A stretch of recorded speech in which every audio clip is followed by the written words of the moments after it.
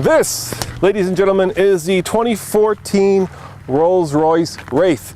And of course, yes, these are suicide doors, and yes, they are soft touch close, and yes, this is the most powerful Rolls-Royce that has ever been built. And Rolls flew me down here to beautiful Arizona to test drive what is probably one of the most expensive cars that I've ever driven. And that is coming up next on the Fast Lane Car.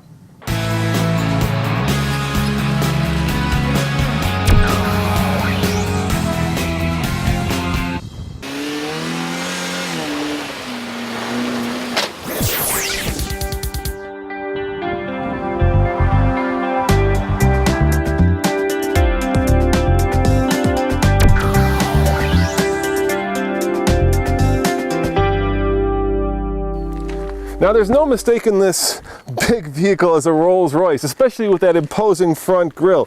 The whole front of the car is very reminiscent of the Ghost, but when you get to the back, that's where things change pretty drastically. Check out this fastback, which Rolls says is unique to the segment and of course unique to the brand. Now, I think most of our viewers will know that Rolls-Royce is in the BMW family. Yes. So is this a little BMW kink I'm seeing right here? Is this a little bit of that?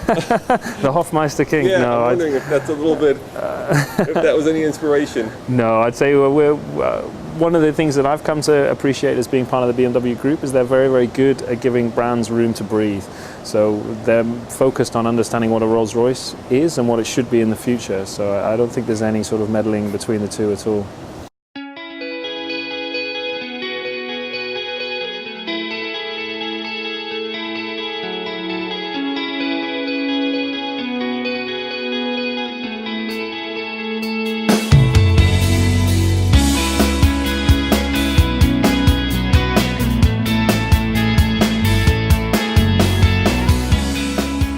I'm in the new Wraith in the passenger seat with my man Mark Carter from The Torque Report, thetorquereport.com. thetorquereport.com. Check that out. And I have the important specs here. You were driving it like a madman, Mark. You were driving like you stole it. I forgot. It has lots of power. Yes, it does indeed have lots of power. It's also relatively expensive. MSRP $284, but as tested, get this, $358,000. Now, fuel consumption, 13 in the city, 21 on the highway, which isn't bad, huh? It's not bad. I wonder what I'm actually getting then. Well, it says 15 combined. So, can you figure out how to get to that? You probably can. No. No, there's a lot of buttons here, and we're really not sure what they all do. Now, once upon a time, when you asked the folks at Rolls how powerful their engines were, how powerful their cars were, they would say the power was adequate. Well, today, not anymore. This is a V12 twin turbo that puts out, get this, 624 horsepower and 590 pound-foot of torque. It is twin turbocharged, which makes for silky smooth power delivery, which is what you'd expect from a Rolls-Royce. I've got a bit of flat road ahead of me, so I'm going to see how fast the Wraith is, 0 to 60. Pretty straightforward. Since it's a turbo, I'm gonna brake torque it a little bit. Now keep in mind that we never get the time which the manufacturer says that's under perfect condition. So here we go. There we go. It's fast. There go the turbos. There's 60. Oh, check it out. 5.25. 5.25. Now Rolls-Royce says 4.4. We are a little bit higher than sea level, I believe. I'm not exactly sure how much higher, but we are at sea level. Nevertheless, we didn't quite get the numbers that Rolls-Royce claims we should be able to get. You know what? I'm going to do it one more time. Please follow the road for 4 miles. And see if I can go just a little bit quicker. I'm going to take the camera down, and we're going to see if we can just go a little bit faster. Here we go. One more time. 0 to 60. Flat bit of road ahead of me. 5.25 is what I got to beat. All right, here we go. Okay, Solo DL is ready to go. Here we go. Brake torquing just a little bit. Oh yeah, a little bit of wheel spin. And there's 60. Oh, I knew that would be faster. See, second time around. 4.97. 4.97. So we did go under 5 seconds. We didn't get the 4.4, but you know, this is a very impromptu 0 to 60, and We'll have to see how it does when we get it back to Colorado, where undoubtedly it will be just a little bit slower because we'll, of course, be at a mile above sea Please level. turn right in 700 feet and then immediately I think I better turn shut up left. because the navigation system is going to yell at me, Now turn right. of course.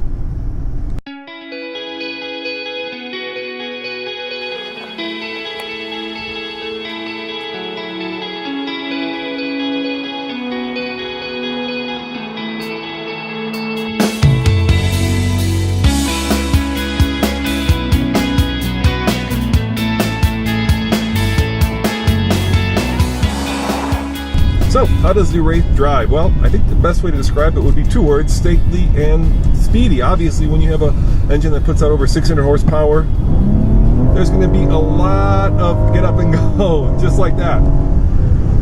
And there was just a hint, just a whiff of turbo lag, but nothing that I think anybody's going to lose sleep over. It's a big, it's a heavy, and it's a powerful car. And so you don't expect this to drive like, say, a Ferrari, even a Ferrari FF. This is the kind of car that you want to get into on the weekend when you're heading off to brunch and you want to show off the fact that you are wealthy enough to have the spirit of ecstasy there on your hood, and you've got your significant other next to you. Not that you're my significant other, but you're heading off to brunch and you want to do it in comfort and in style and do it at a brisk pace. Make no mistake, this is not a sports car, and I think Rolls-Royce knows that. It's just too much heft to have it be something like, let's say, even a Porsche Panamera Turbo. And speaking of a Porsche Panamera Turbo S, which in some ways this might compete with, Ferrari FF, Aston Martin Rapide. I'm just trying to think of cars that are in the price range that seat four. Of course, this is a coupe, as the British would say, and those cars are four-door cars, so that does put it in a somewhat different class. But there aren't a lot of competitors, at least not direct competitors. Perhaps the Bentley Continental GT would be one that comes to mind. And having driven that car, I can tell you that's a bit more sporty. This is a bit more stately. They're different. Not better, not worse, just different.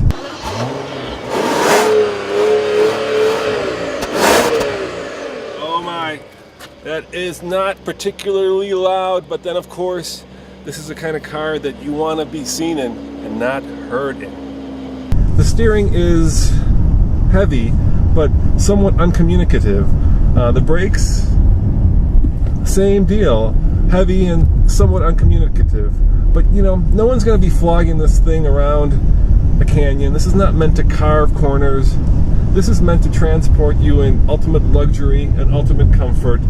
And I think for that, and in that sort of style, it excels. Now here's another interesting thing about these suicide doors. They make for a rather easy entry and egress from the back seat. And speaking of the back seat, you know, I fit back here. Plenty of headroom, plenty of shoulder room, but let's face it, this is not the kind of car where owners are going to spend a lot of time sitting in the back. Oh no, with over 600 horsepower, that's not where you want to be. Here is where you want to be.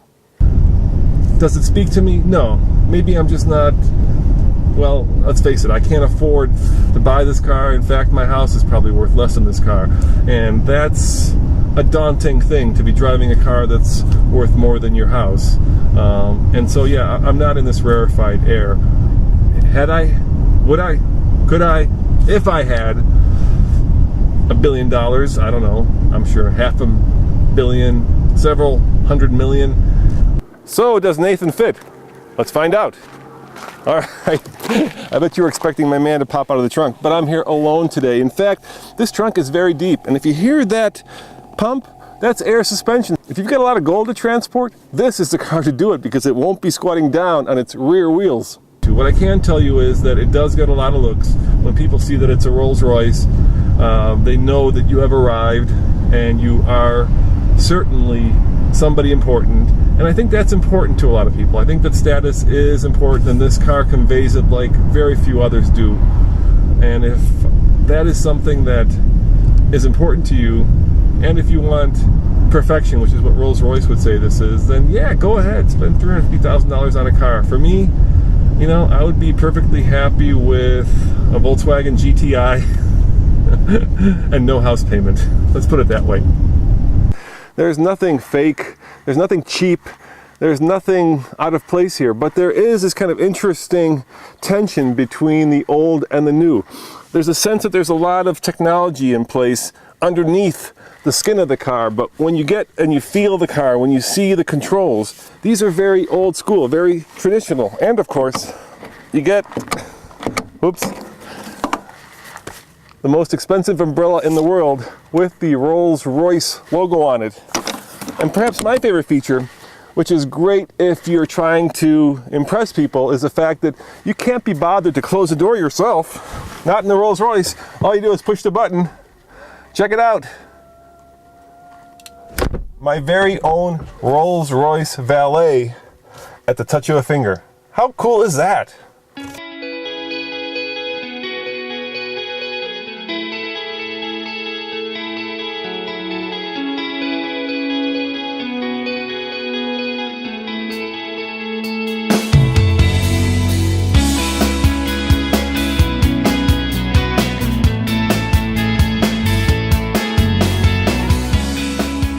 Normally when I'm behind the wheel, I kind of tend to flog the car, but I just feel that would be somehow wrong and against this car's character. So I'm just going to sit back and let the miles roll past me. I think in a lot of ways this would be the ultimate American long-distance traveling companion. This thing just gobbles miles. Before you know it, you're doing 120 miles an hour and you really can't tell. There's a Challenger in front of me, and I have no question that if I wanted to, I could blow his doors off quite easily. But the fact is, driving along, you just don't want to. It's not well dignified. So on the TFL scale of buy it, lease it, rent it, or forget it, I'm not going to rate it because I've only driven this car a few hours, and it wouldn't be fair to you or the car if I were to rate it after such a short time behind the wheel. But I can tell you right now that America is Rolls-Royce's largest market, and overall they only sell about 3,500 cars a year, and I'm pretty certain that there'll be enough people raising their hands saying, I want a Wraith for a comfortable, sporty, fashionable, and of course exclusive car to drive to brunch every Sunday. As always, this is Roman reporting for the Fast Lane Car. Thanks for watching, and remember, subscribe for a new car video every day.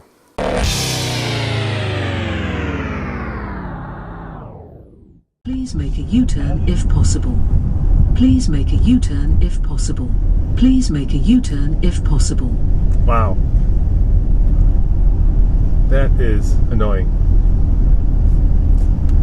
I'm not sure if this particular car has an issue with the navigation system, but I certainly do.